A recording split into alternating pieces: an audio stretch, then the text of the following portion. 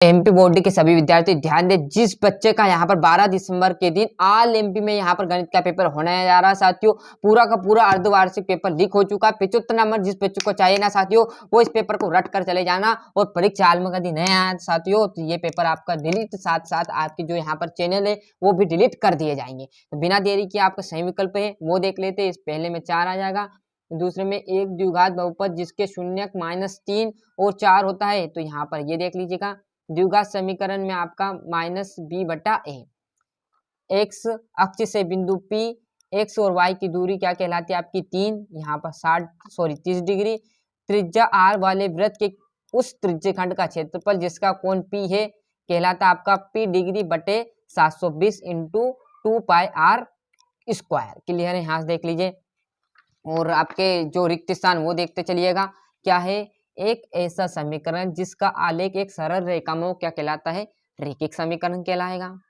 समीकरण 3x² - 2x + 1/3 बराबर पे 0 का विभक्त कर क्या है तो शून्य रहने वाला, -1 आ जाएगा। सभी त्रिभुज समरूप होते हैं। क्लियर, यहाँ से अच्छे से स्क्रीनशॉट ले लीजिए। सही जोड़ी की आपके साथियों बात करूं तो समरूप त्रिभुज होते हैं तो कैसे होते हैं, वर्ग होते हैं।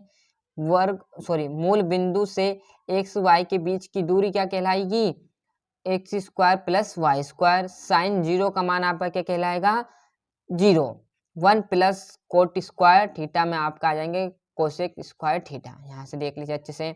एक वाक्य में उत्तर की बात करें तो माइनस करने में 2। क्लियर है। दृष्टि रेखा की परिभाषा लिखिए तो आपका यहाँ पर लिख देना है।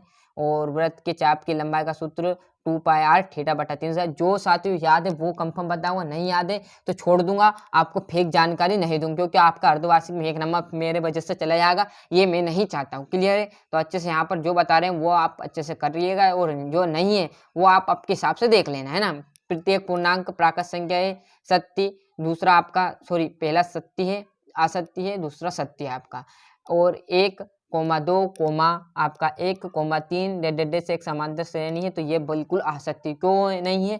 यदि 1,2, 3, 4, 5 रहता है जब आपकी क्या कहलाती है समांतर श्रेणी कहलाएगी, अब नहीं। क्लियर है, यहाँ से ये आपका सत्य, सत्य और असत्य। क्लियर है। छठे से आपको आपके हिसाब से कर लेना, क्यों, क्योंकि इसमें आप जाएंगे क्वेश्चन। अब एक क्वेश्चन में समझाऊंगा तो आपका एक पेज खा जाएगा। क्लियर साथियों, तो बहुत टाइम लग जाएगा, तो आपके हिसाब से आपके सर ने जहां पर बताए उस स्टेप से आप कर ही लेना इनको, है ना। क्लियर है। ये आपका 8वां, थोड़ा सा जूम कम कर दीजिए जिससे पूरी आपको जो चीजें है वो क्लियरिटी दिख जाए। क्वालिटी लो हो तो बढ़ा लीजिएगा जिससे आपको और क्लीन दिख जाएगा। ये आपका 12 प्रश्न। 13वां प्रश्न यहाँ से होगा चालू आपका, बेझिझक होकर आप करिएगा आराम से। और यहाँ पर यह आपका 16वां, 17वां और 18वां। क्लियर है। यहाँ से आप देखोगे बढ़िया तरीके से ये 19वां, 20वां, 21वां, लास्ट 22वां, और जो बचा हुआ है आपका यहाँ पर यह तो हो गया। और जो 23वां एक लास्ट क्वेश्चन आपका जो बारंबारता सारणी से लिया जाता है, ये क्वेश्चन वो है। क्लियर, 23वां क्वेश्चन बता दिए साथियों। क्लियर है, फिर बोल रहा हूँ ये गणित का सेट ए था 10वीं क्लास के संस्कृत है, समाज विज्ञान है, विज्ञान है, अंग्रेजी है, हिंदी है, सभी पेपर आपके डाल दिए। नहीं देखे तो जरूर चैनल पर जाकर जरूर देखे, जिससे आपको पूरे में से पूरे अंक चाहिए। जिस बच्चों को चाहिए वो जरूर देखे साथियों। यदि 75 में से 75 चाहिए तो जरूर देखिएगा, जिससे कि आपके परसेंट अच्छे बने और आप अच्छे से आगे बढ़ सको।